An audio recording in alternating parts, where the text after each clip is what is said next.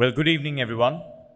It gives me great pleasure to welcome all of you to the Olcott Oration, specifically dedicated to the alumni of the 8 schools Colonel Henry Steele Olcott, dedicated to this world, and who are currently residing in the United Arab Emirates, more fondly known as the Olcott Schools alumni of the UAE, to the session SIKSHA, how to achieve personal and professional success through life insights, delivered by none other than Mr.Deepal Sooriyaarachchi. Fellow alumni from all 8 schools of Colonel Henry Steele Olcott are joining with us this evening via YouTube and Facebook Live as we bring to you the live stream from the recently built Sat Mahala at my alma mater, my home for 14 years, Ananda College. On behalf of the entire organizing committee, I'd like to extend my sincere thanks to all those who are joining with us this evening virtually, and in fact to all the alumni who have come to Sri Lanka and who have organized this event in memory of our founder, Colonel Henry Steele Olcott. Now, before we begin, I'd like to kindly request all of you to join me in paying respect to the students, teachers, principals, war heroes, and everyone who has contributed to the success and sustenance of these 8 schools, and most importantly, the creator and visionary who instigated the concept of the Olcott Schools alumni, Sri Lanka's first ever Test cricket captain, Mr. Bandula Warnapura, who passed away and are now in our memories by observing 1 minute of silence.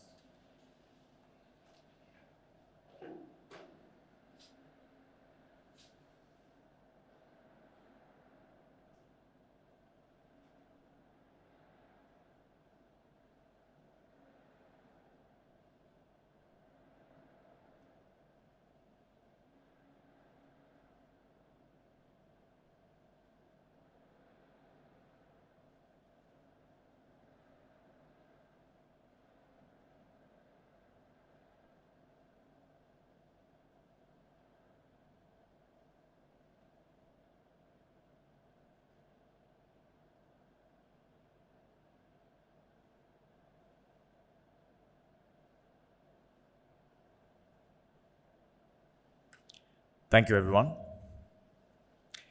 Let me also introduce myself. I am Thilina Udayaratna and I will be your MC for tonight.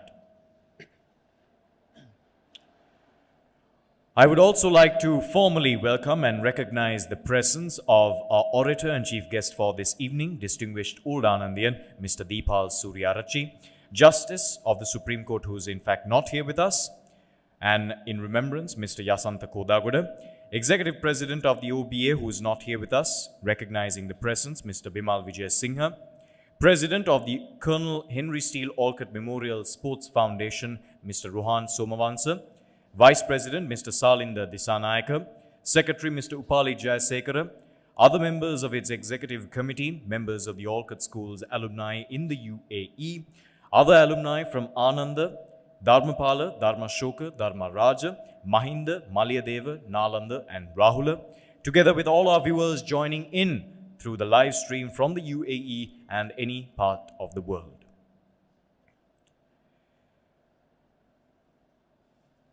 Well, it goes, extraordinary times create extraordinary people. Ever since 2020, life has never been the same for us. Unprecedented times over and over again have challenged us in ways we never thought of.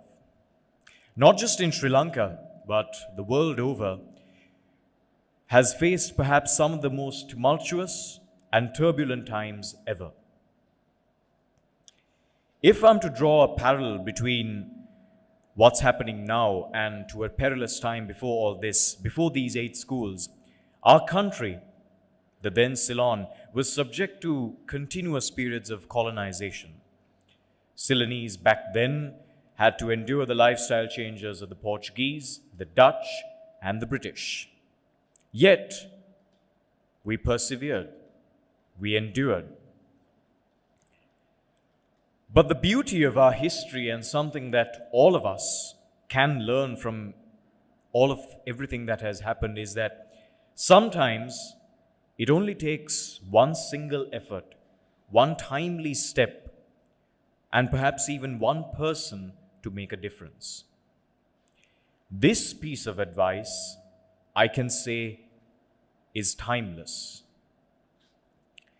If an American military officer could take a leap of faith against all odds and invest his entire life towards Buddhism and its persistent education in the then Ceylon, we must ask ourselves what it is that we lack to make a visionary stride such as Colonel Henry Steele Olcott. If I may pose a question, do you think Colonel Henry Steele Olcott had any idea of the sort of influence that he would have on generations in this country and the world over? Or how much of an impact his vision and his work would have on all of us? Inspiration, that's what we must foster. That is what we need today. Colonel Olcott was a pillar of inspiration. He was a pillar of inspiration that the Ceylonese needed back then. The work he has carried out through the Buddhist Theosophical Society is the very reason why we have a dwelling like this that we call home, and the reason why we are who we are today. See, when you see someone inspiring, you feel like becoming them. You feel like sharing in the dreams and visions that the person may have. You then come together as one group, one community, one people, devoid of difference. In this same way, in 2007, a group of alumni from the 8 Olcott schools flocked together to see how they could bring together the friends they once walked these very halls and corridors with. Today, what initially began with this ideology has transformed into this network of alumni from these 8 schools who are currently residing, working in the United Arab Emirates and different parts of the world.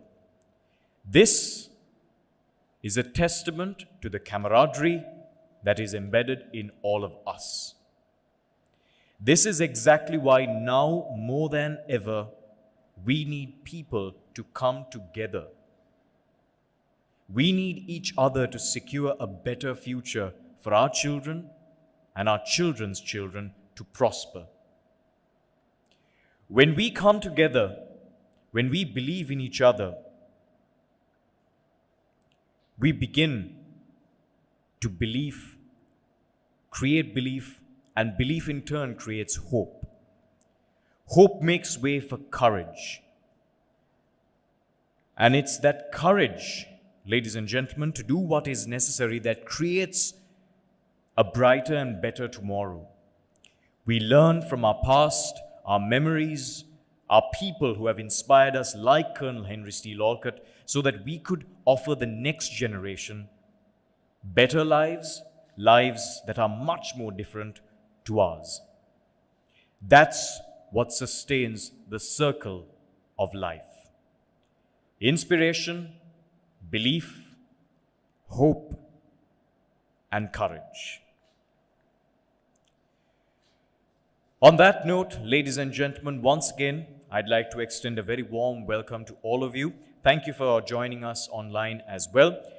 I'd like to move on with the rest of the proceedings for this evening, and this right here is a glimpse of the Olcott School's alumni of the United Arab Emirates.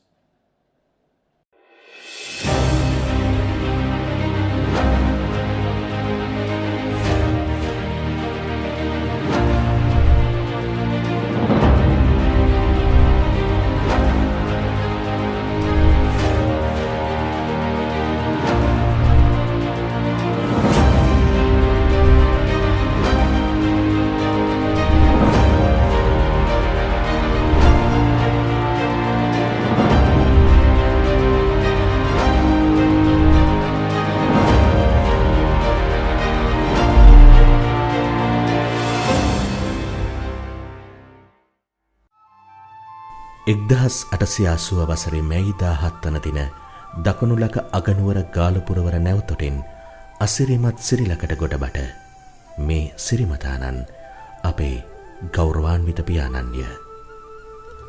ශ්‍රී ලාංකේය බෞද්ධ පුනර්ජීවනයට උරදෙමින් බෞද්ධ පාසල් බිහි කිරීමෙහිලා පුරෝගාමී මෙහෙවරක් ඉටු කළ මෙතුමා ඉංග්‍රීසි ජාතික සර් හෙන්රි ස්ටීල් ඕල්කට්ය.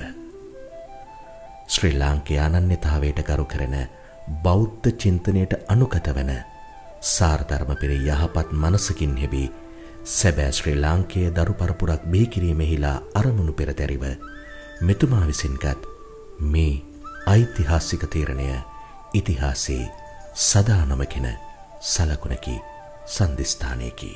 දිවයිනේ සතර දිග්භාගයේම ආවරණය වන පරිදි පිළිවෙලින් ආනන්ද විද්‍යාලය කොළඹින්ද, ධර්මරාජ විද්‍යාලය මහනුවරින්ද, මලියදේව විද්‍යාලය කුරුණෑගලින්ද, මහින්ද විද්‍යාලය ගාල්ලෙන්ද, ධර්මාශෝක විද්‍යාලය අම්බලන්ගොඩින්ද, නාලන්ද විද්‍යාලය කොළඹින්ද, රාහුල විද්‍යාලය මාතරින්ද, අවසානයේ ධර්මපාල විද්‍යාලය පන්නිපිටියෙන්ද බිහිවන්නේ එලෙසිනි.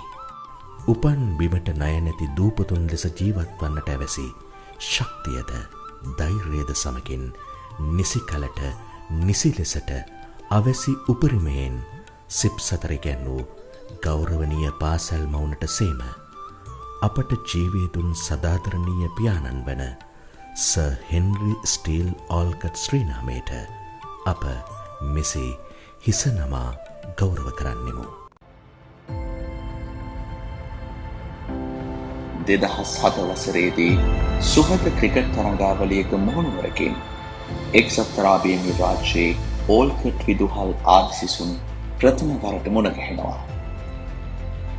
එයින් ආරම්භන මේ සුහද ප්‍රයත්නය 2014 වසරේදී වඩාත් සංවිධානාත්මක ස්වරූපයකින් ඕල්කට් ආදි ශිෂ්‍ය සංගමයේ වශයෙන් ස්ථාපිත වෙනවා. එදා මෙදා තුර ඕල්කට් ආදි සිසුන් නොයෙකුත් ආගමික, සමාජීය, සුබ සාධන, ක්‍රීඩා මෙන්ම විනෝද කටයුතු රැසක් සංවිධානය කළ අතර කාලීන මාතෘකාවක් යටතේ පවත්වනු ලබන ඕල්කට් සමරුදේශනය ඒ අතුරින් ප්‍රමුඛව කැපී පෙනුණා. එහි ප්‍රථම දේශනය ආදි ආනන්දීය මහාචාර්ය සුනිල් විමලවංශයන් විසින් පවත්වනු ලැබුව අතර එන අනතුරුව පිළිවෙලින් කීර්තිමත් ආදි ආනන්දීයෝ වන ඉමිතියාස් බාකේත් මාකරයන් විසින්ද, කීර්තිමත් ආදි මහින්දීය වන විශේෂඥ වෛද්‍ය අනිල් අබේවික්‍රමයන් විසින්ද, අවසන් වශයෙන් ජනප්‍රිය රාජ්‍ය නිලධාරියෙකු මෙන්ම ආදි ධර්මාශෝකයෙකු වන මහින්ද දේශප්‍රියන් විසින්ද පවත්වන්නට යෙදුණා. මේ අනුව එකී ඕල්කට් සමරුදේශනය මාර්ගගත ක්‍රමයේ ඔස්සේ ප්‍රථම වරට ආදි ආනන්දීය දීපල් සූරියාරච්චියන් විසින් මෙවර පවත්වනු ලබනවා.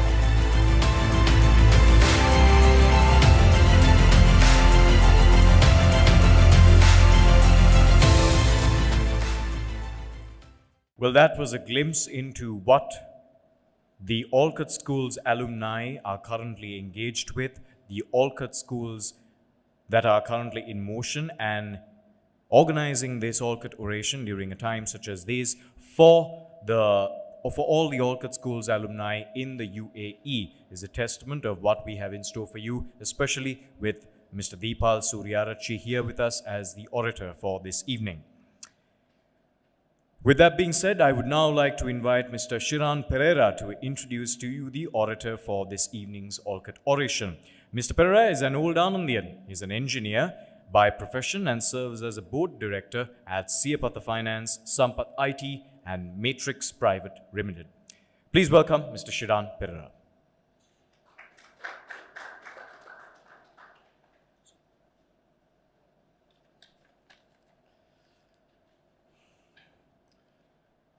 Mr.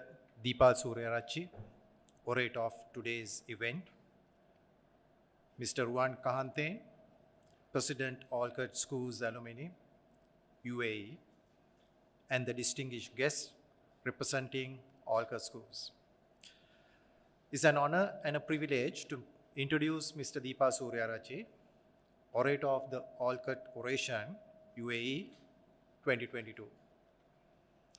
Mr. Deepal Sooriyaarachchi is a fellow of the Chartered Institute of Marketing UK, holds an MBA from the University of Sri Jayewardenepura, an accredited master coach and a master mentor.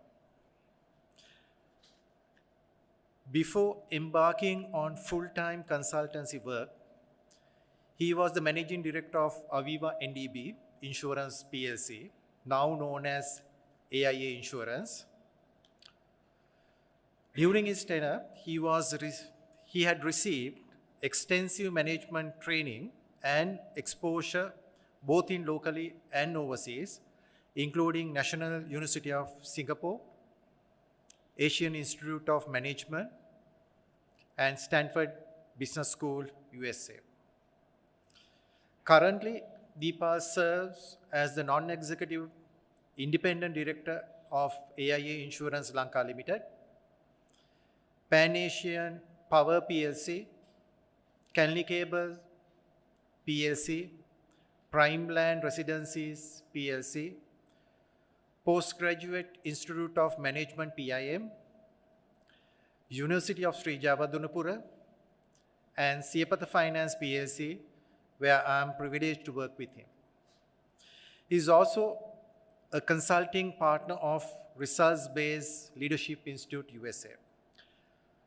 To give a glimpse of his past, Mr. Sooriyaarachchi had been the past president of the Sri Lanka Institute of Marketing, past commissioner of Sri Lanka Investors Commission, non-executive independent director of Sampath Bank, council member of University of Kelaniya and University of Moratuwa, and been a member of many national level committees.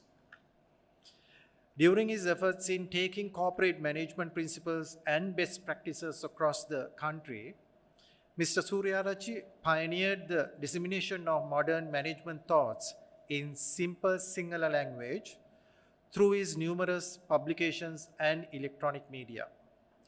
So far, Deepal has authored over 20 books on a range of topics from business to Buddhism. Deepal had been trying to integrate Buddhist teachings in a way the modern audience can refer to. He once authored a book called Jataka Vidasuna, a creative ready reckoner to find what Jataka stories relevant to different life situations under 14 life themes. Recently, he published Lama Apata Dhamma Padaya, illustrated by Sibyl Wetasinga to bring Dhammapada closer to children in a form of a workbook with creative assignments. If I am to summarize, Mr. Sooriyaarachchi is a renowned management consultant, public speaker, respectable corporate leader, prominent author, life-changing mentor for all walks of life, and more than anything, is a great human being. Let me invite my dear friend, Mr. Deepal Sooriyaarachchi, to deliver the oration.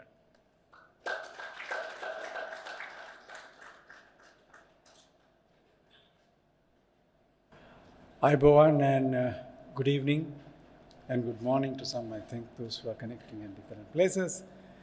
And first, I must thank the organizers of this event, the Alumni Association of the Olcott Schools in UAE. And now only I realized how strong and what a warm organization this is, with all of us having one common spring from where we have gained inspiration. And I consider this as a privilege, A, to deliver an Olcott oration, B, to deliver an Olcott oration twice. A few years ago, I had the rare privilege of delivering the Olcott oration at Ananda College as an old Anandian. And once again, in the same locality, same place, it's a privilege. So thank you so much for giving me that very, very rare opportunity. All of us get inspiration from Sir Henry Steele Olcott. We have great respect and regard for him, for what he has done. Almost a century ago, what he did was unbelievable. A person from America to come and give leadership to a community which is one of the smallest groups in the world, if you really look at Sinhala Buddhists, a very, very small ethnic group. And he helped pioneered what we now call as Buddhist education. But I want to reflect a few minutes on that context before we embark on the discussion for tonight.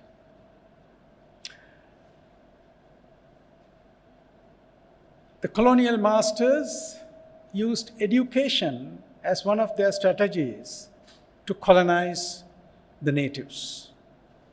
In their mind, one view was that these people need to be civilized. So they have to be civilized the way that civilization in their definition. Secondly, they wanted them to be psychologically inferior so that you can control them. So education plays a vital part in this strategy. So it is in that context they crowded the local people away from the type of education that we probably had before. And then they introduced their education. So at that time, it was relevant, a place for education for Sinhala Buddhists especially. Now hitherto, our education center was not a school, it was a temple. And just do not think the temple education had only the teachings of Buddha. We had almost great universities in Anuradhapura. I'm not a historian, but when you go to Anuradhapura, you can see the size of Mahavihara and size of Abhayagiriya and Jetavane, which is more Mahayanic influence, and there has been enormous amount of education. Now the type of education, type of knowledge that we had, at that time, what we had was cutting-edge technology. At that time, if you look at the global civilization, irrigation was cutting-edge technology. The type of construction using stones and the architecture is cutting-edge technology. And if you look at this technological scientific approach, there was a Buddhist influence in that thinking. It was all about sustainability.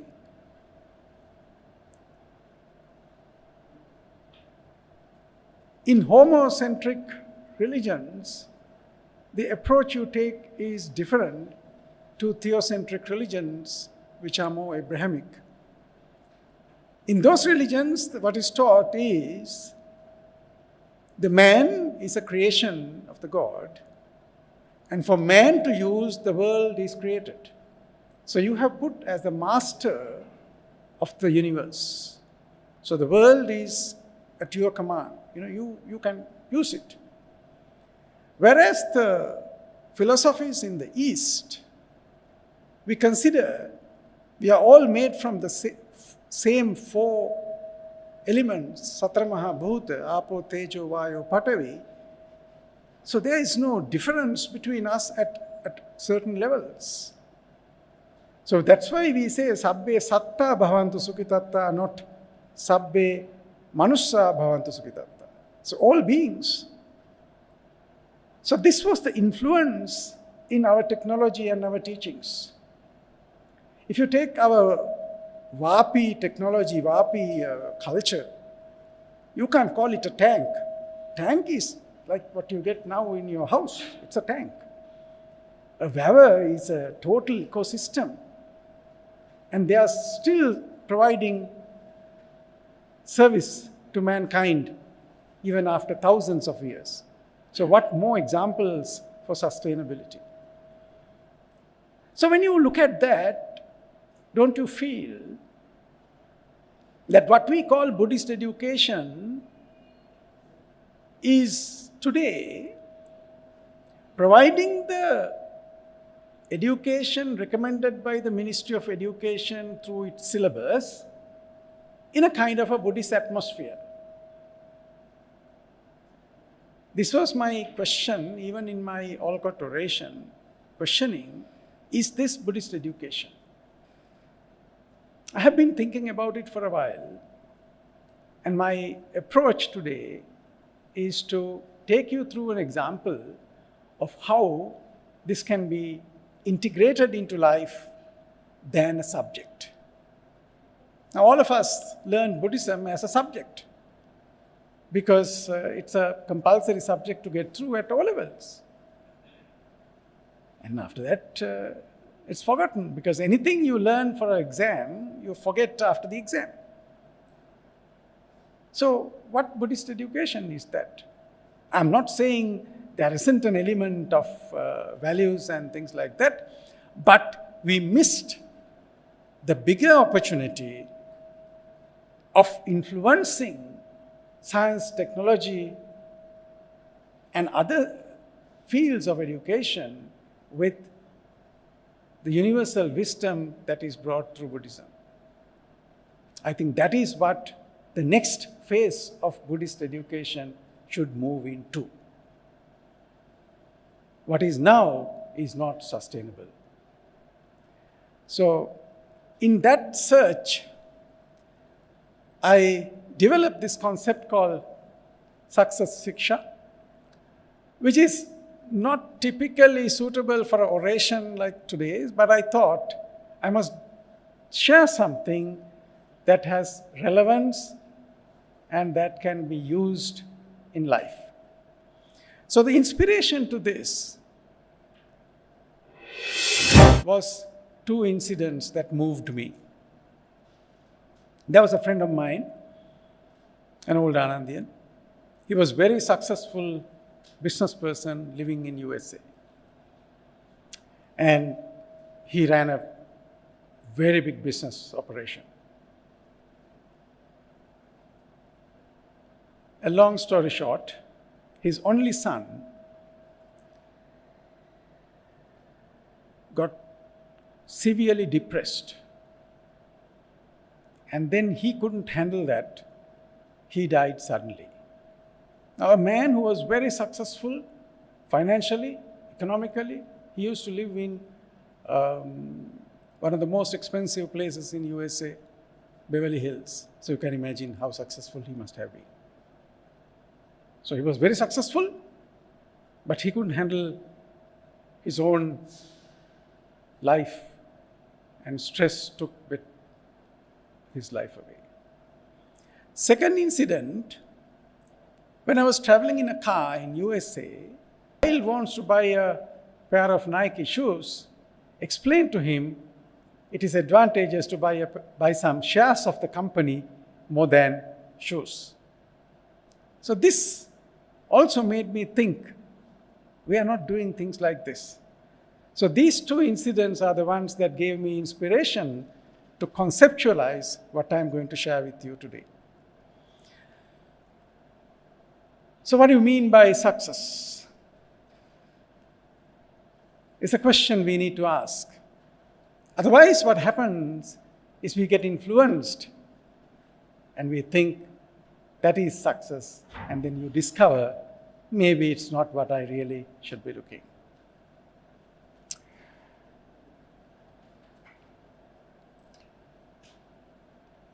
So I try to summarize these.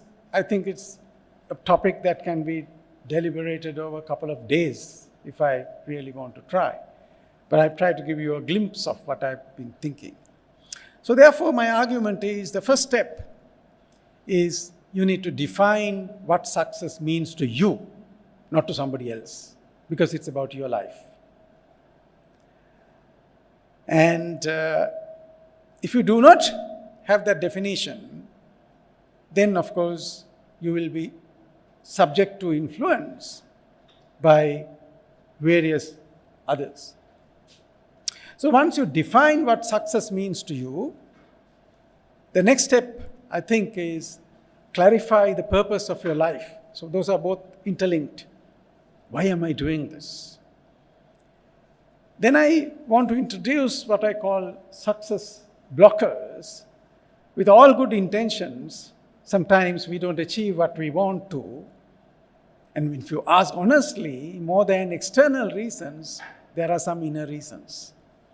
And I have discovered 5 such factors that is prevalent in all our lives in some form or the other. Then finally, you should be happy, santutti paramandhanam, right? You should be able to sustain happiness. And the heart of this is living mindfully. Right? So this is my proposition. Live mindfully, define what success means to you, clarify the purpose of your life, be aware of the success blockers, remove them or overcome them, and sustain happiness. So in the next 45 minutes or so, I will try to explain some of these concepts. So end of today, you will get an idea of how to define success for you. And more importantly, you will begin a deeper dialogue within you and maybe pick a few things that you already knew in a more crystallized form. And I think if you apply any one of them, you will benefit.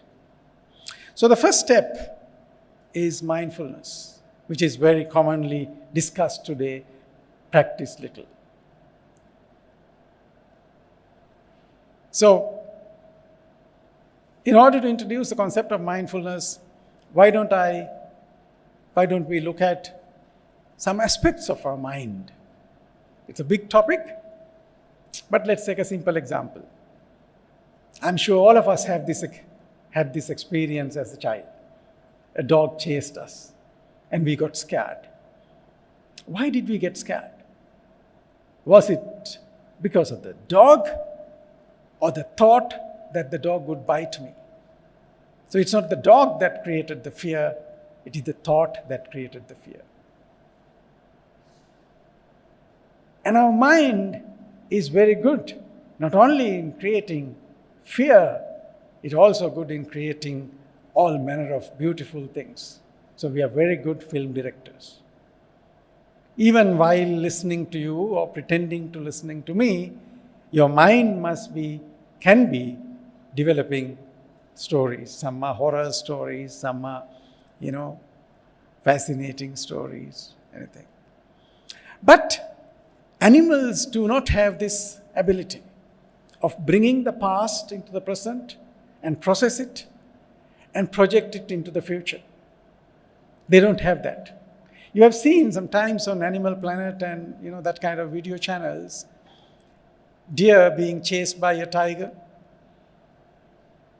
When the tiger has stopped, the deer gets back to eating. We human beings can't do that. We will think of all the consequences and start building up protection and things like that. Some scientists say this is a part of evolution for us to survive. Whatever it is, the side effect of this is rumination and worry.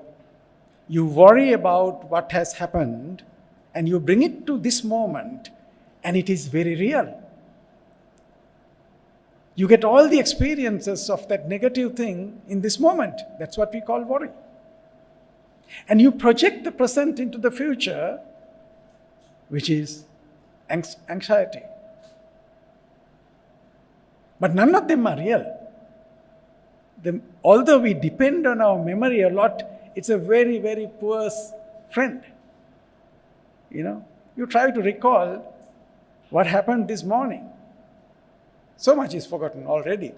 But then you are thinking of some incident that happened many years ago and keep worrying about it. See how unproductive our life is. So we are not living here. This is one aspect of our mind which, when you are faced with a challenge is one, but the mind's manifestation of the challenge creates this stress. So if you can just break this cycle, you're free. For example, somebody has left his specs here. It's not very heavy, so I keep holding this. But if I keep holding this for 10 minutes, 15 minutes, my arm will start to ache. All what I need to do is to drop it. So can we do that with all this baggage of worries in our mind? That's the question.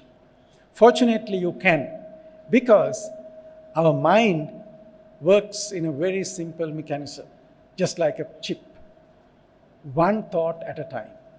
However fast you think, we always think one thought at a time. So this is very good. When you are worried, the moment you realize that I am worried, you are not the person that was worried. You are the person who knows that I am worried. So the formula, the capability is there. One example of recent history, the application of this. You remember the incident, those Thai children who got trapped in that underground cave. Fortunately for them, there was a teacher who had been practicing mindfulness. So he told the students, don't worry about the past. Now don't think, we should have listened to our parents and shouldn't have come. No, finish. No point thinking. Don't worry about it then. Then don't start wondering what is going to happen. Will people come to save us? Will the water recede? No. Just become aware of what is happening right now. And when these children were saved, none of them had, which these people expected to have, this post-traumatic stress disorder. Nothing like that. These guys were jubilant. So it's enough proof. If you can live in this moment, most of your problems are solved.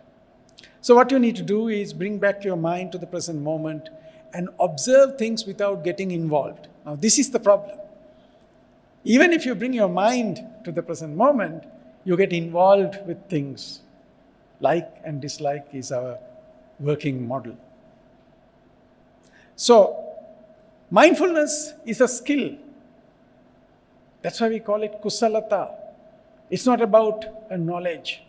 Now I question, with all our so-called Buddhist education, how much of mindfulness did we get as a skill developed in the school? Answer is none. But today, there are private schools which have dedicated time slots to teach mindfulness because it's a skill. Skills cannot be learned by listening to. They can be only learned by practice. This is what is known as Sati Sampajanya in Buddhism. This became mainstream science discussions in the last 10 years, thanks to the invitation made by Dalai Lama and two American professors, Professor Richard Davidson and Joan Kabat-Zinn. And they started experimenting to see what happens to the brains of the people who practice mindfulness. And there's enormous amount of literature now which says, yes, there is some positive impact.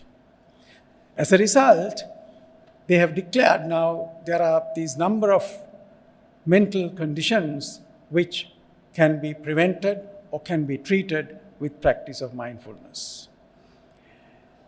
Consequently, the practice which was confined to the hermitages of India and Sri Lanka and Thailand now is in classrooms across the globe.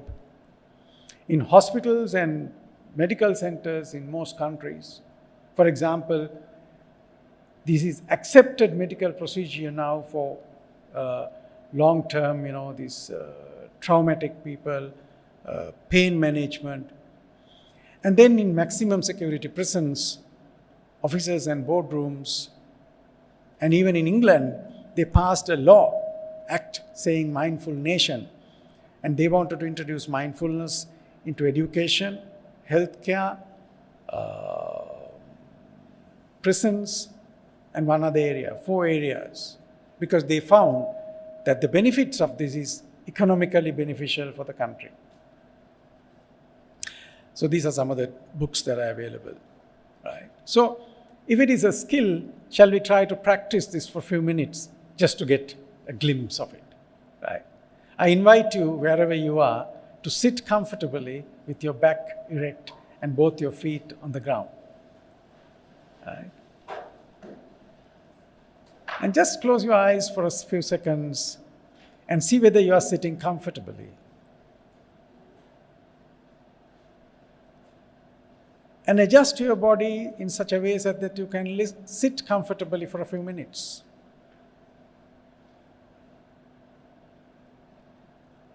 And try to notice the sensations that are there within your body at this moment.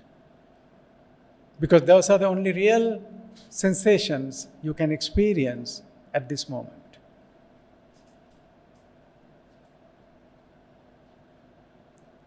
And see whether you can notice any thoughts that pop up in your mind.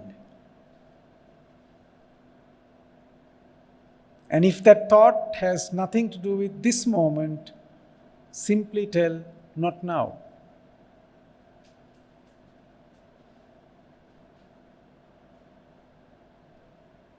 Keep doing that until you begin to realize that you are breathing. When you naturally become aware of your breath, for a few seconds, few minutes, let's follow your breath.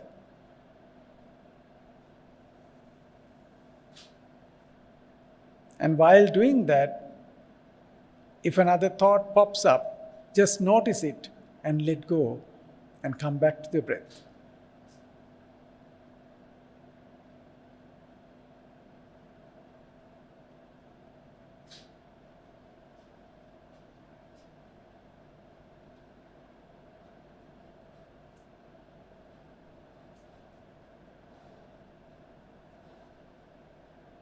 Take a deep breath. While exhaling, open your eyes.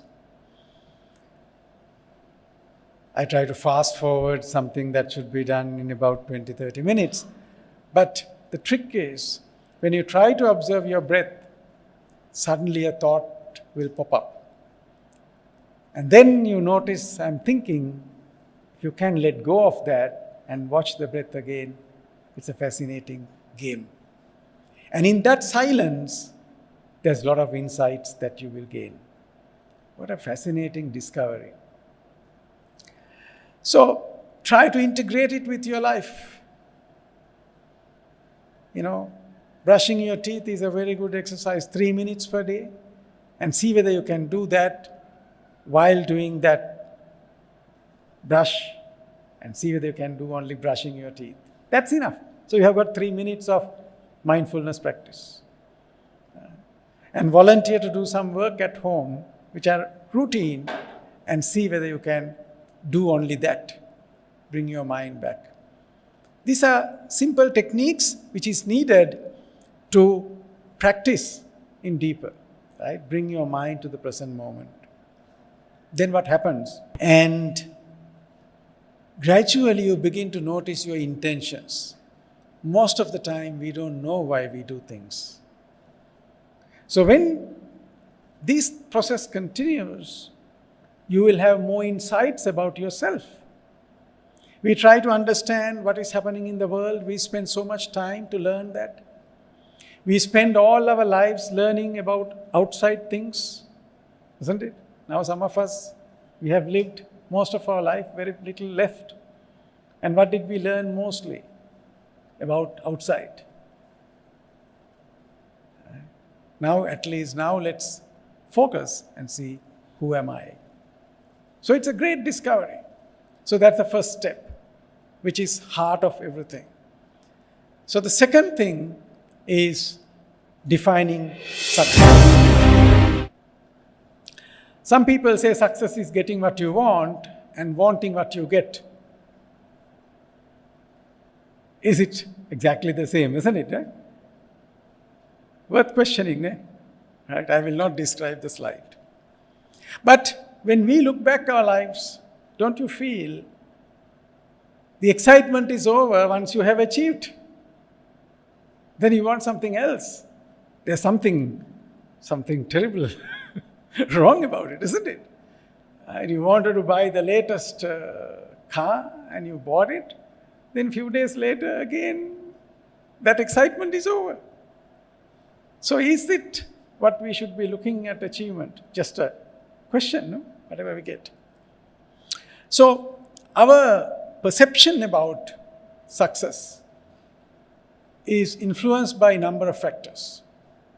One can be family and socio-cultural background, isn't it? We are influenced by that. Exposure and education is another factor that influences us. Beliefs and values will decide how much I want, what should I consider as success. And of course, the life stage, different stages of life, different things definitely are success. And there are very few who have a childhood dream. I want to become a pilot, I want to become a doctor, very few. But majority of us fall into the other categories. And so it's a question that we should ask, what does success mean to you? So that's an invitation to anyone at any stage of life. So in order to define what success is, you can use some models. So this is one model that I want to give. If it is successful, you should be successful in your purse and your heart both. That's one model, right? Not the only model.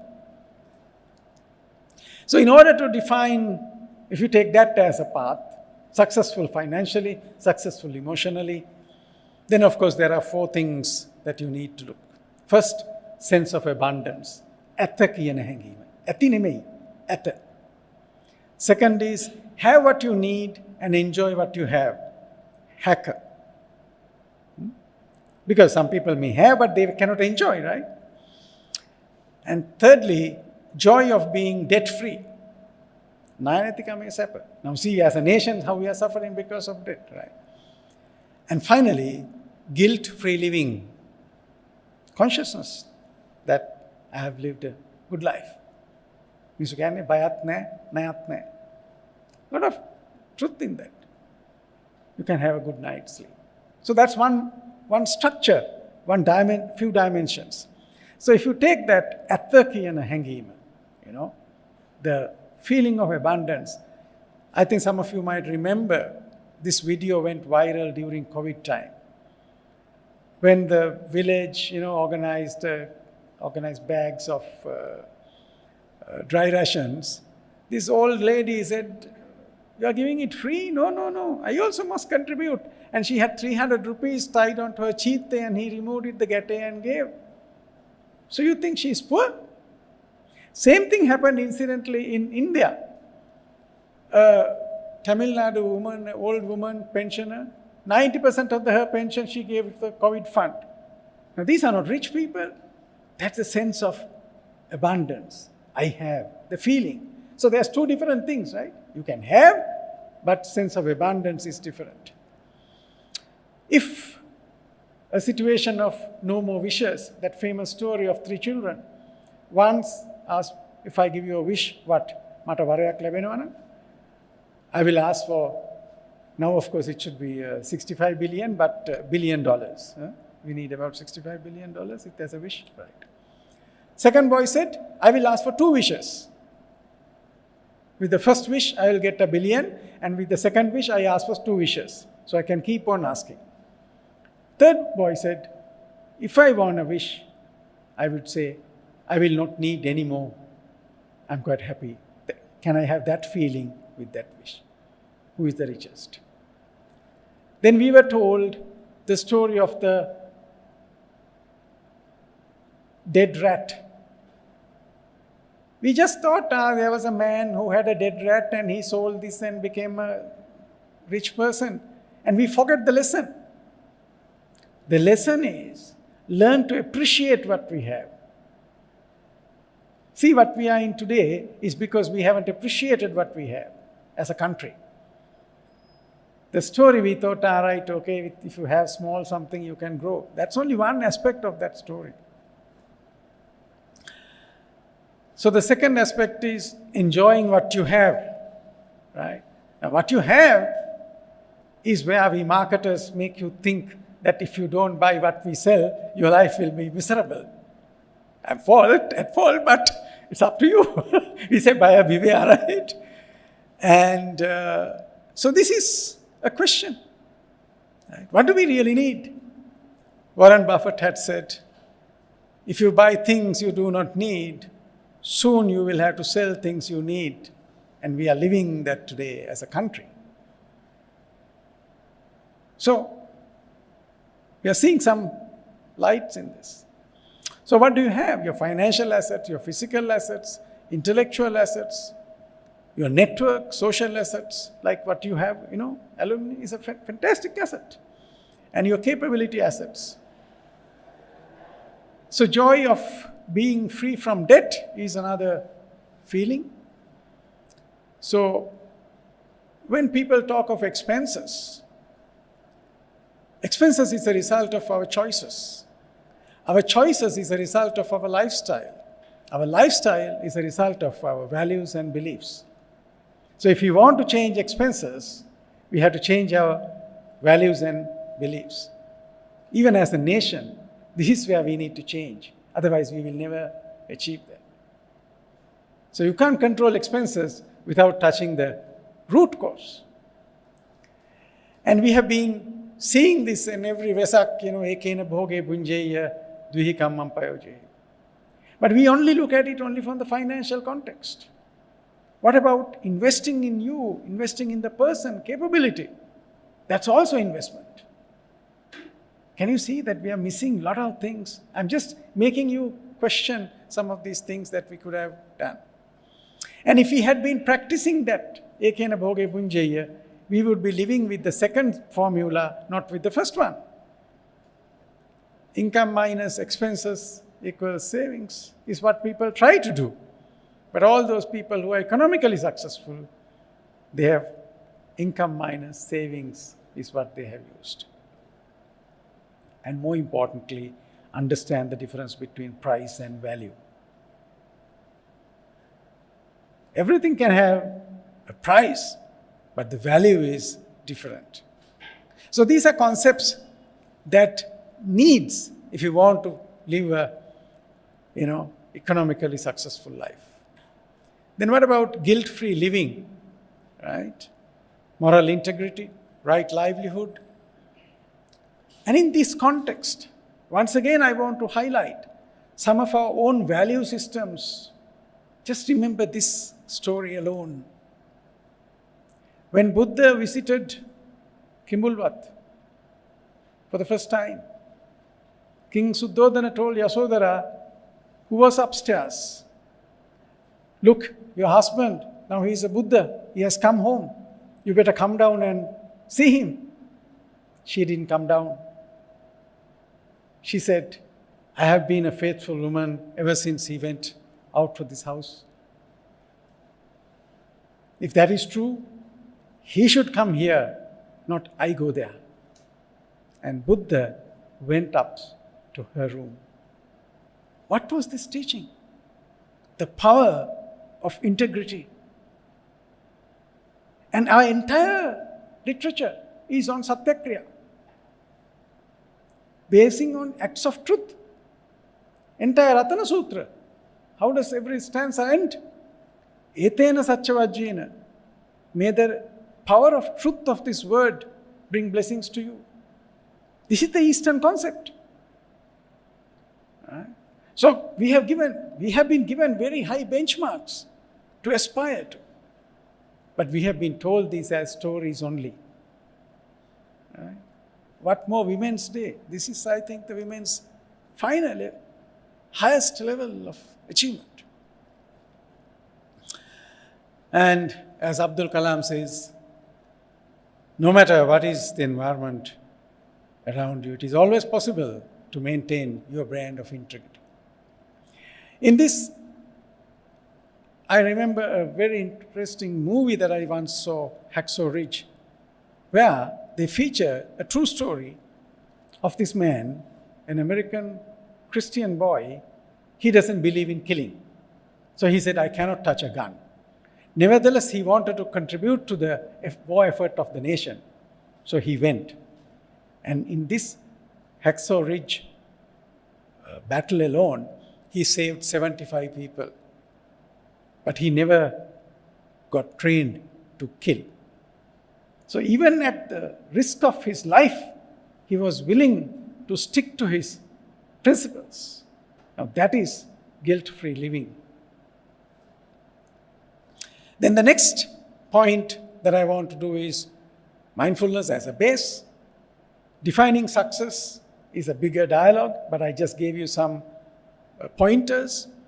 And next one is clarify purpose. Why am I doing this? We are missing this in big time. What is the purpose of education? Purpose of education has been defined by many philosophers in different ways. But one common thread is about developing a human being. In that, nowhere in these definitions there's a mention of passing examinations. Passing examinations is only one part of this whole thing, to test whether you know what was taught and whether you can apply it in new situations. But today, what do we celebrate? We celebrate only the examination success. It has gone to such a level that there are people who will write your thesis for your PhD or a master's for a fee. Why? It is not how much you have learned and become a better person, whether you have got through the exam. So you have missed the point. So that's what we mean by purpose in life. Same thing. What is more important? All of us are mature people. Now we know more important is not the wedding, but the marriage. But where is the focus? You know, it has become industry. The moment it becomes industry, you miss the point. So weddings is an industry. Right? I know I will be criticized by people, but you don't need a wedding to have a good marriage. Again, the purpose is missed. And purposeful success is nothing but focus. If you really look at people who have been successful, whom we consider successful people, they had single-minded focus. And in our context, we have always been thinking success has to be sustainable. And today, we think environment is something different to me. How can that be? I am part of the environment. So if you are thinking of sustainability of the environment, it has to be the sustainability of the human being as well.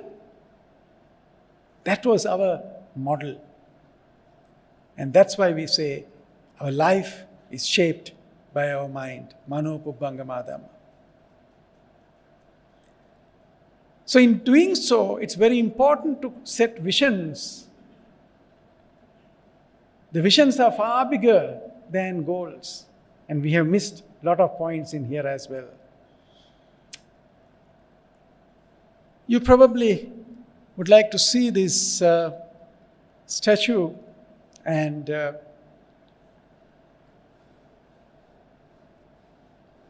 this was a drawing at this temple. It means somebody saw a Buddha inside that rock, and they chiseled away the unnecessary things and the Buddha emerged. It is the same thing Michelangelo said when somebody asked, how did you create the statue of David, which is in Louvre Museum today? He said, I didn't create David, but I saw David imprisoned in the rock. I removed. So that's a vision. And today we learn visioning in management jargon, management schools. This is a very old vision statement. King Parakram Bahu. Not even a little water that comes from the rain must flow into the ocean without being made useful to man. Just imagine the power of that vision statement. A nation built reservoirs. Jatiyak vev benda, tisdahak vev. That's the power of a vision. And a person must have a vision which is different, saying, I want to become somebody. And I think the longest working vision statement of a human being is nothing but what the Buddha had visioned as a young person. One day, I will become a Buddha. And it took him lifetime after lifetime, according to Buddhist literature, innumerable number of lifetimes. Why were we told these things? That is for us to have a vision for life. And in doing so, it is very important to look at the next step. Paramita, perfections. So if you want to, you have to first qualify to become. In this reality world,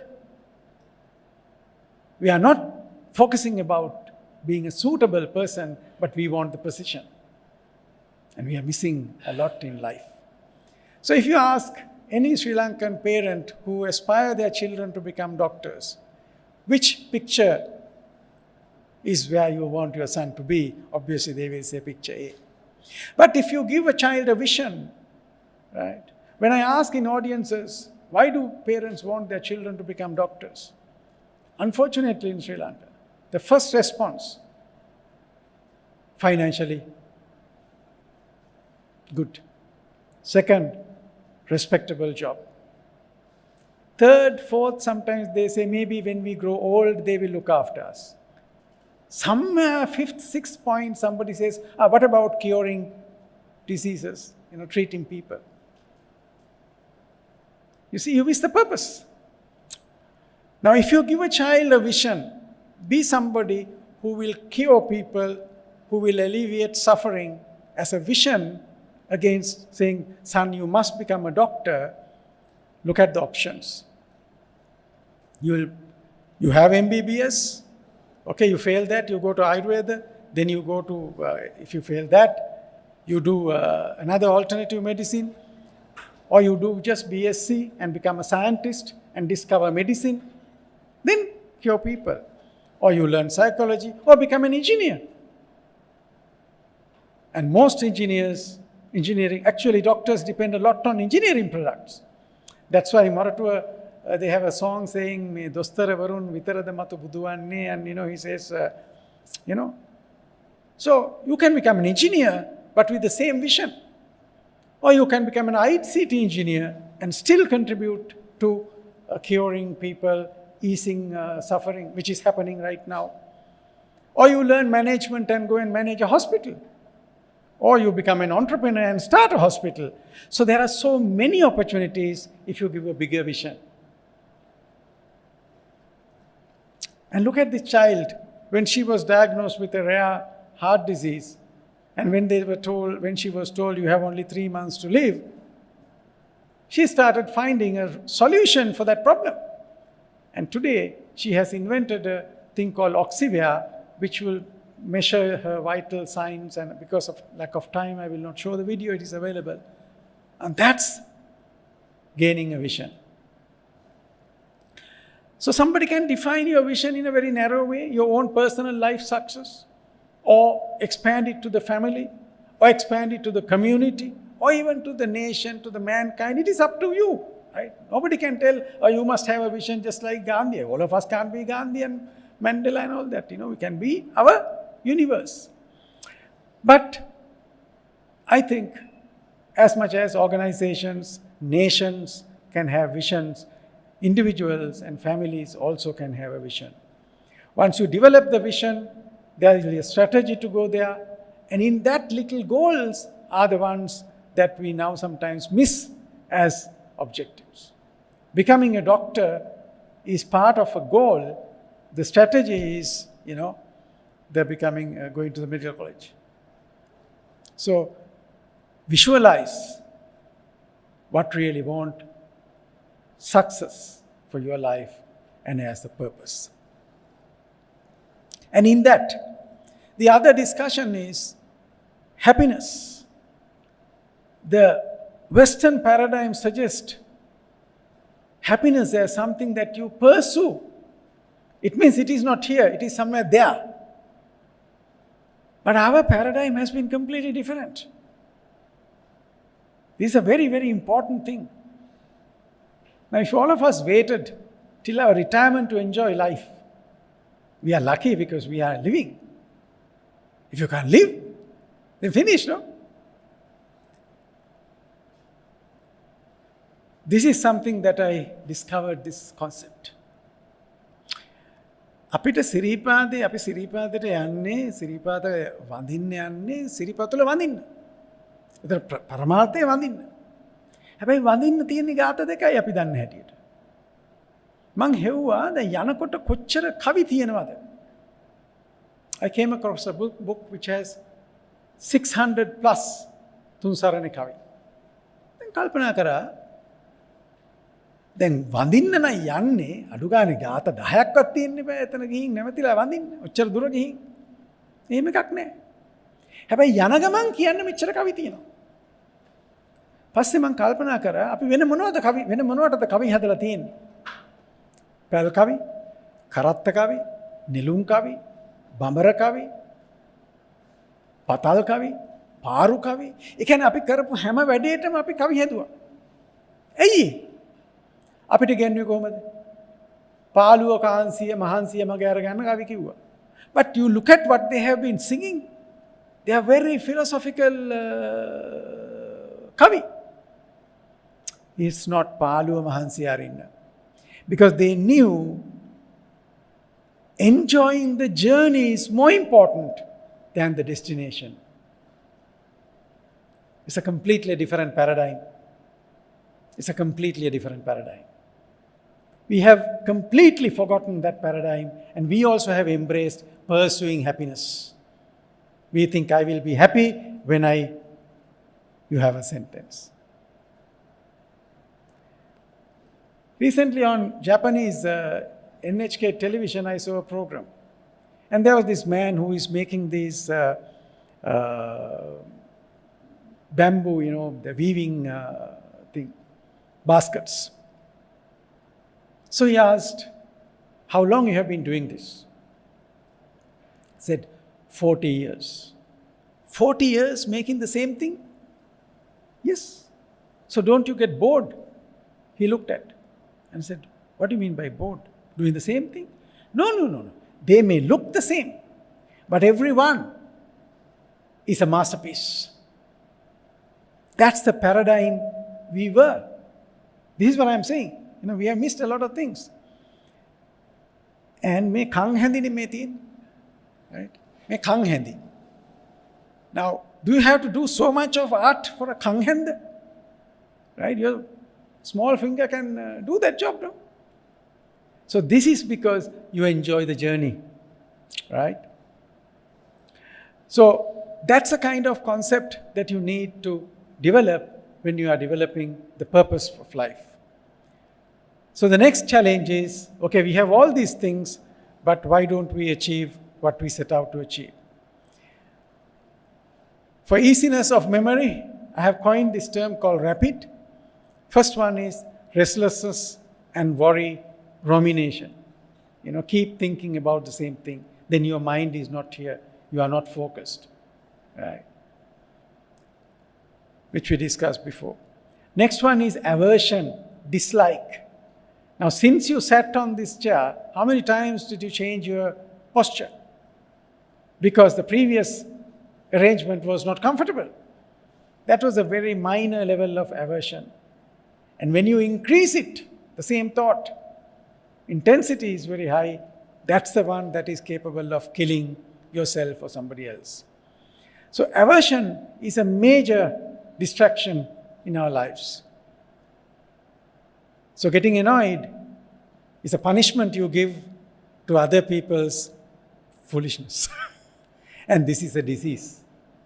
So when we lose temper, it means we have this potential to get angry. So when you know that, you know, my lede tamatino, right? So third one is procrastination. I don't have to tell, your mind will tell, oh, this is not the time to do it. And all of us had that. It's like a slave master. We very diligently listen to that message saying, not now. Next one is indulgence, giving in to temptations in a way that is in cross path with your journey that you want to achieve. Let me give an illustration to a story to illustrate this.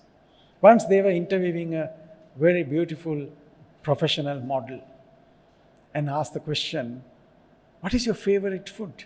Oh, I love ice cream. Then they asked, how often you eat ice cream? Well, the last I had an ice cream was 16 years ago. So it doesn't mean that you need to eat when you love. Because her profession, it doesn't help. And indulgence is giving in to senses. In Sanskrit and in Pali, we call it Indriya. Indra කියන්නේ රජාට. දෙවිවරුන්ගේ රජා ශිව, ඉන්ද්‍ර. ඉරටත් කියනවා ඉන්ද්‍ර කියලා. එතකොට මේ faculties වලට ඉන්ද්‍රිය කියලා කියන්නේ it commands you to do whatever it wants. In office we complain about one boss, but every day we are being commanded by 6 bosses at the same time. Isn't it? Right? Your eye tell, look at. Then your tongue says, eat. And we have to obey. So these things you start giving, it's like paying the minimum in the credit card and you think you have paid enough. It's not never enough. So this is one major distraction for people to, move away. And it is that we feed in today the screens. Because we have a very innocent desire to know what's happening. And the screen fills that in. The next one is doubt. Whenever you have that little fellow inside you telling, I can't, you are 100% right when you believe. So these 5, rumination, aversion, procrastination, indulgence, and doubt. Now I'll tell you where you learned this in O levels. These 5. You learnt as Panchanivarana, Kamachanda, Vyapada, Teenamidda, Uddachako Kucha, Vichikicha. This is what I am saying. So much we have missed. And then what do? You realize, you recommit to it, restart, and have reminders. But the most important thing is right company. Just before this program began, my friend Shiran was telling about Ruan and saying how they studied together and then how when he was sleeping, he would, wake him up and say, come and study. Right company. Right company. Associating means letting somebody else influence your thoughts and deeds. So that is the 4th thing. I'll quickly touch the 5th one, the most interesting one. How to sustain happiness. I think our default mode is to be happy. That's why children are happy. As we grow, a lot of effort is needed to make us happy. With children, no reason to be happy. As long as we are not around, they are very happy. So we sometimes become unhappy for internal reasons or external reasons. And all our unhappiness list you can put it into these few boxes. Either something to do with old age. Right? All of us are experiencing that. Right? After 50, what do we discuss? Then ailments, that's another thing. Or death, or losing. Or having to depart with people whom you love, or to associate with situations and people that you don't like, and not getting what you wanted. You know where you heard these things? In Dhammacakkappavattana Sutra.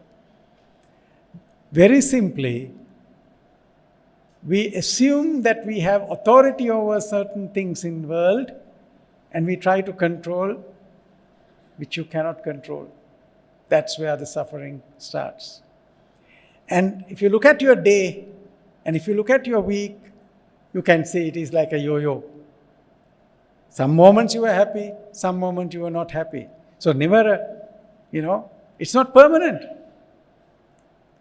So this is all created by your mind. And if it is not thinking, we are mostly daydreaming, right? So I'll give few examples, some principles that can be used to sustain happiness. This famous saying, this too shall pass. This father who gave this ring with this message to his son. So everything happens, he tells, this too shall pass. When things are doing well, this too shall pass. This will change. Bad times, this will change. Because the only thing you can change is your attitude towards. Everything else may not be. But, so in Niyama Dharmas, we talk of Bija Niyama, Utu Niyama, Kamma Niyama, right? Chitta Niyama is the only one that you can control. So that is how you look at things. Japanese are far more smarter than us. They have taken these principles and applied and benefited from it. We kept them at the temple and we thought it's a subject only for them, and we started living with our instincts. I'm not saying we are not practicing, but what I'm saying is we haven't really integrated. Look at this. This concept is called kintsugi. Kintsugi means, what they do is, when a pot is broken, instead of trying to hide the marks of the break, they put a gum with some gold in it, so you highlight the crack. Because it's already cracked. Only thing you can't see the crack. Impermanence. Right? And sometimes when you are not happy, when you are grumpy, when you are unhappy about being unhappy. Because you don't know how to recognize that it's only a mental state. Because you have not been practicing mindfulness. When that takes over your entire being, then they say you have to be treated. Very simple. I'm angry, I'm unhappy. Yes, so what? This will change. The moment you disown that, because you know it's only a mental state. And we all know Sabbe Satta Bhavantu Sukhitatta. When you say Sabbe Satta, why are you not including yourself? May all beings be well and happy. So when you say may all beings, you included. And what is the standard? As a mother would love her only child. So if you approach yourself as your own child, you will be far more kinder to you than you are. Aren't we so harsh at ourselves than others? We are willing to forgive so many, but not ourselves. So, I will skip the next one on relationships. In relationships, basically, we build relationships with images we build based on the other person's words and deeds. Now, whom do we recognize?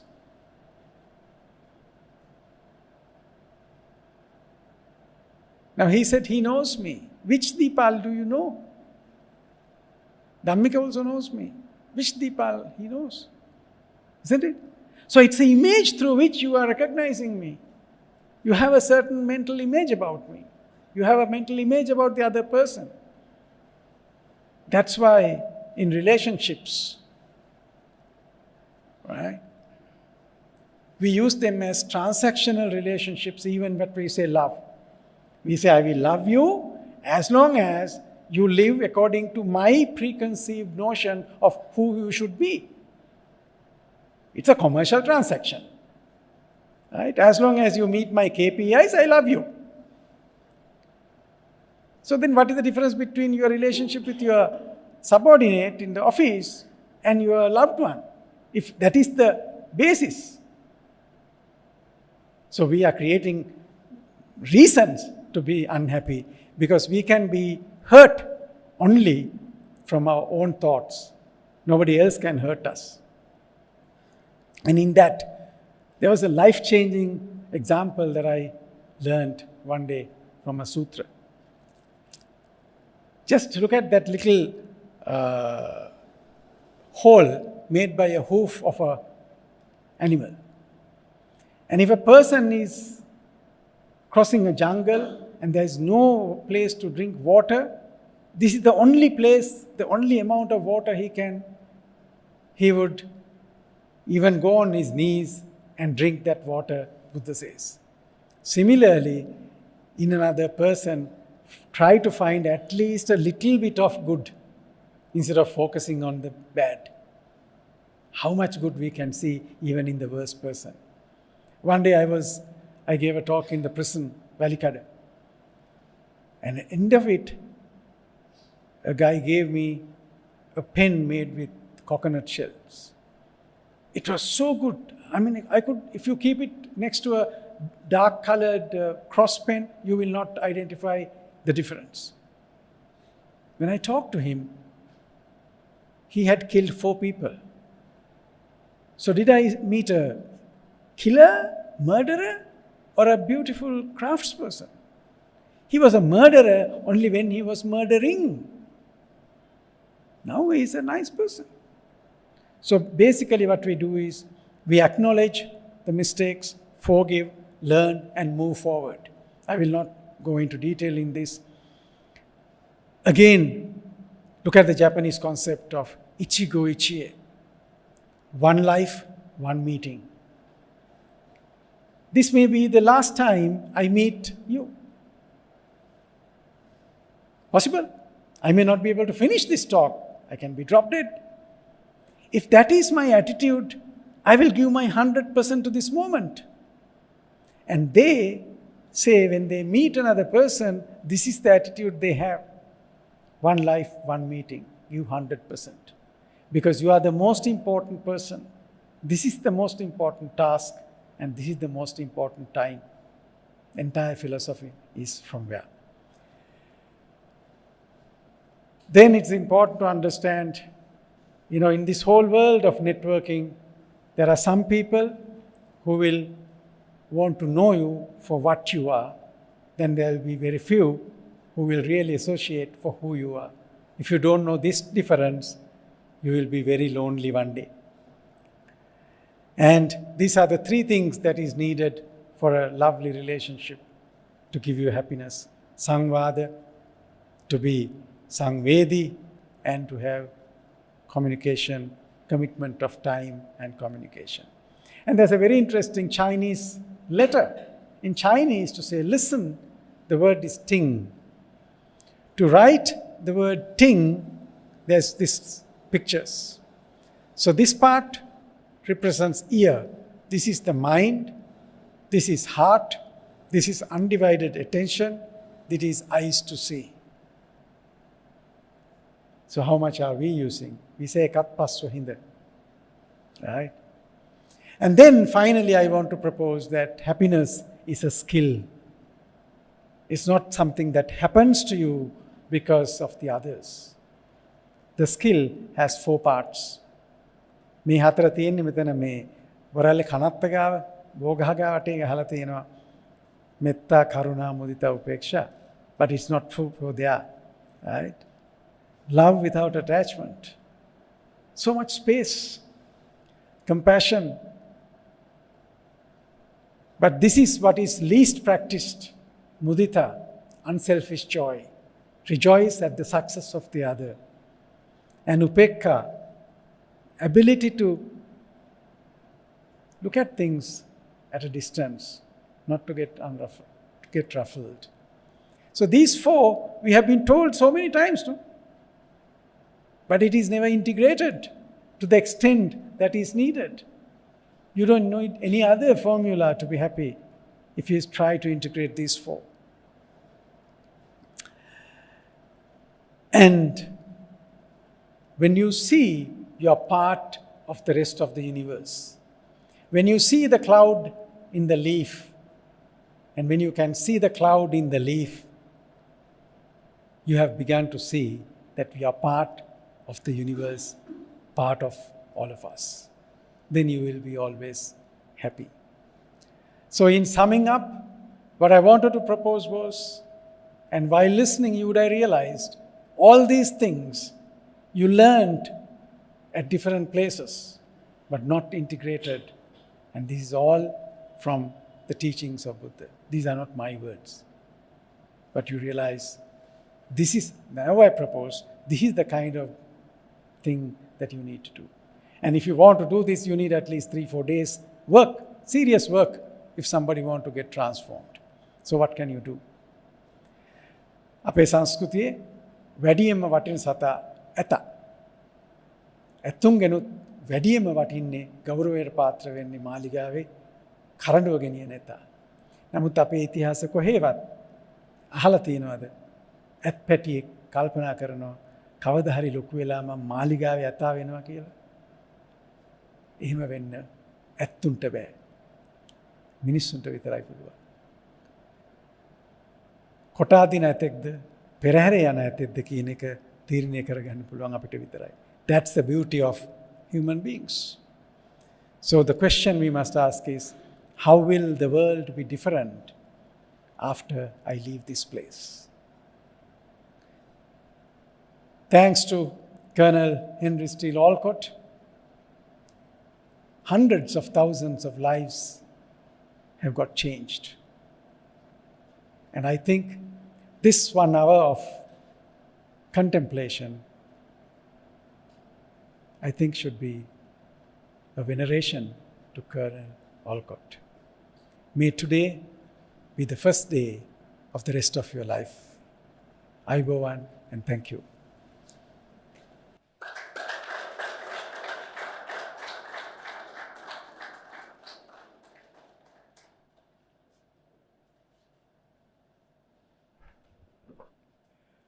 Thank you very much, Mr. Deepal Sooriyaarachchi, for touching on the concept and the vitality of mindfulness. What does it mean? What does success mean to you?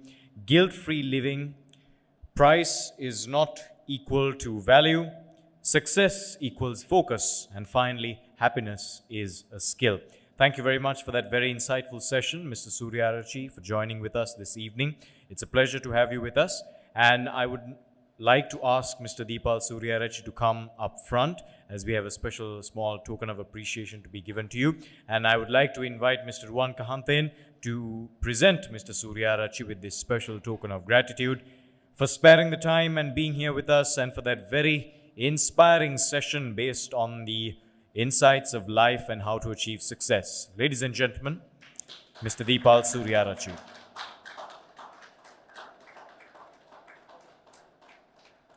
Thank you, gentlemen. I would now like to invite Mr. Ruhan Somavansa, President of the Olcott Schools Memorial Sports Foundation, to deliver the vote of thanks.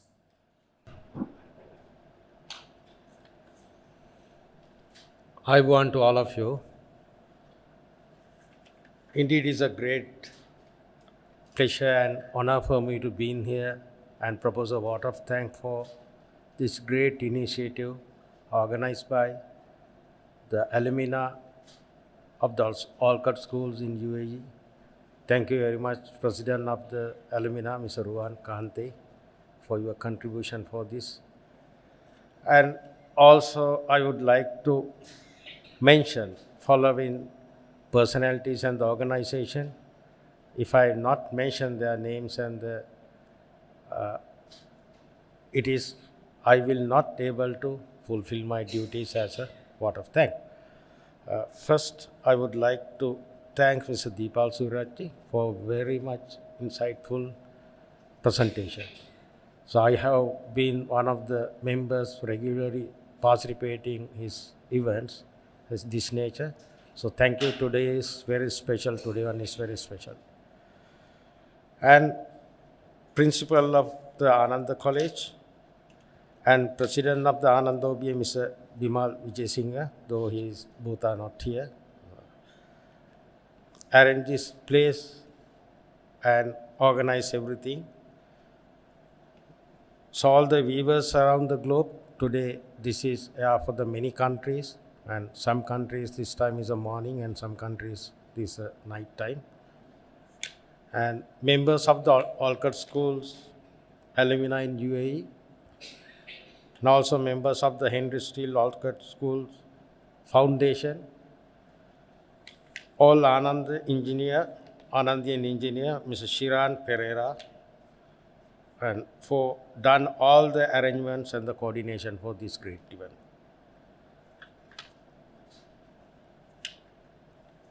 So Executive Committee of the Olcott Schools Alumni in UAE, event management done by the OKLP organization, and young team of the Ananda College, Colombo, and also compare the master of the ceremony of the event, Mr. Tilina Udayaratna. He's a great prospect presenter for Sri Lanka. He's a great Anandian, and he also son of our own, Mr. Priyanta Udayaratna. So thank you very much for everyone for contribute this great event by participating and by contributing in different way. And my final message is sustain happiness. Thiruvan Sarnai.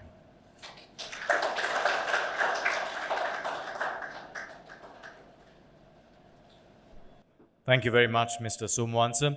On that note, once again to everyone who has joined with us this evening, it's been a pleasure. That pretty much brings us to the end of this year's Olcott Oration, specifically dedicated to the Olcott Schools alumni of the UAE, and whoever else is joining with us online virtually from different parts of the world. A big thank you goes out to the entire organizing committee and to everyone else who valued and spared their time to making this event a success.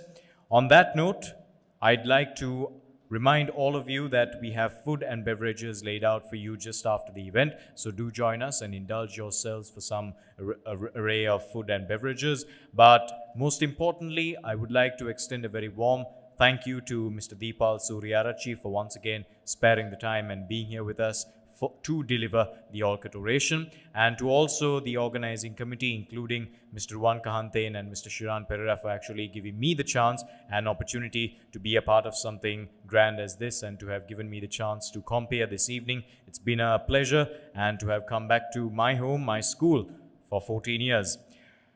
That being said, I believe we are at an end of tonight's proceedings. So once again, thank you for whoever joined with us this evening. The recording will stay online and you can access it via YouTube following the channel oculus.lk.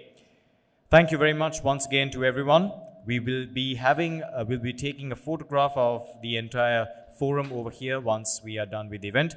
That being said, thank you very much once again. Please rise for the national anthem.